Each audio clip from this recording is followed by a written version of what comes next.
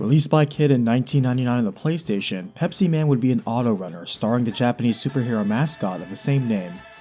Produced by Hisayoshi Ichikawa, the game was made on a low budget in under a year and never officially released outside of Japan. The story only gets larger from here, so let's cut it down to size with a recapitation. As the game begins, Pepsiman is approached by a panicked Pepsi truck driver explaining how a crowd is gathered around an empty Pepsi vending machine he was on his way to restock. Unfortunately, his truck got a flat tire, which will delay his delivery, which will likely induce rioting amongst the thirsty people. Understanding, Pepsiman dashes through the streets of San Francisco, beelines through yards and houses, skateboards down the road, and allows nothing to stop him from arriving at the crowd and manifesting Pepsi to pacify the provoked people. Charging ever forward, Pepsiman embodies the spirit of Pepsi-Cola's constant achievements, like being the first soft drink company to use 2-liter bottles, the first to introduce a Diet Cola, and the first major soft drink to switch to using high-fructose corn syrup. The truck driver arrives at this time, colliding into Pepsiman and knocks him into a Pepsi billboard, dropping its giant Pepsi model, and Pepsiman now finds himself running again to avoid getting turned into a sandwich. Fortunately, this isn't as bad as when Michael Jackson's hair caught on fire while filming a Pepsi commercial in 1984. Simply running to the side, Pepsiman gets away and, oh, this would be a great time to have a Pepsi, by the way.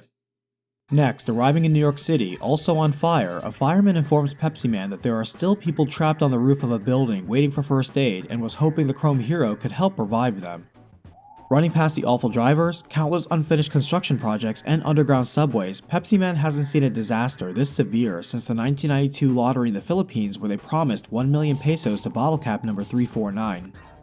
Unfortunately, over 800,000 bottle caps were misprinted with the winning number instead of just 2 as intended, and Pepsi refused to award the prize money, resulting in violent rioting, lawsuits, and a few deaths. Missing the mark again, Pepsiman makes his way to the rooftops, puts the Pepsi in the hands of everyone requiring medical attention, and misses the final leap to the goal. Following in the path of a red pizza semi, it seems especially focused on running over Pepsiman and everything else Pepsi down an alleyway as the soda superhero tries to escape from the city. Hey, now's a good time to enjoy a Pepsi for TV game.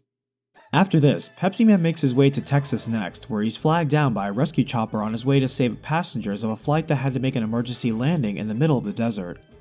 He asks Pepsiman to go ahead and help them however he can, and the Canadian-made Japanese mascot for an American soft drink dashes down the miles and miles of Lone Star Interstate and crosses through a canyon and a mine shaft to hydrate the parched passengers with Pepsi.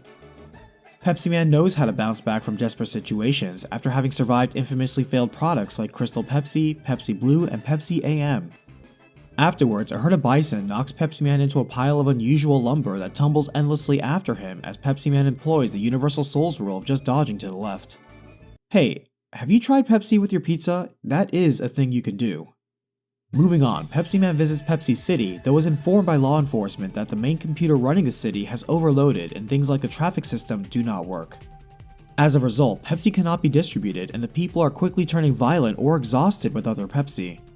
The officer feels a worldwide shortage of Pepsi is imminent, and so to prevent complete societal collapse on a global scale, Pepsiman seeks to restore the computer with his expertise in running forward. As it turns out, automating a company town to the supply chain ensuring geopolitical stability has exposed a crucial choke point, but it turns out it's nothing pouring Pepsi into the mainframe itself cannot fix. Not the first international bridge to be fixed, Pepsi-Cola was the first American product to be manufactured, marketed, and sold in the Soviet Union, accepting payment in the form of vodka and decommissioned submarines and warships, which were worth more as scrap than rubles. As the game ends, Pepsi's only my choice, and should be your only choice too. Pepsiman is available to play for free in browser on the Internet Archive. Link is in the description. Thank you for watching, and I'll see you on the next battlefield.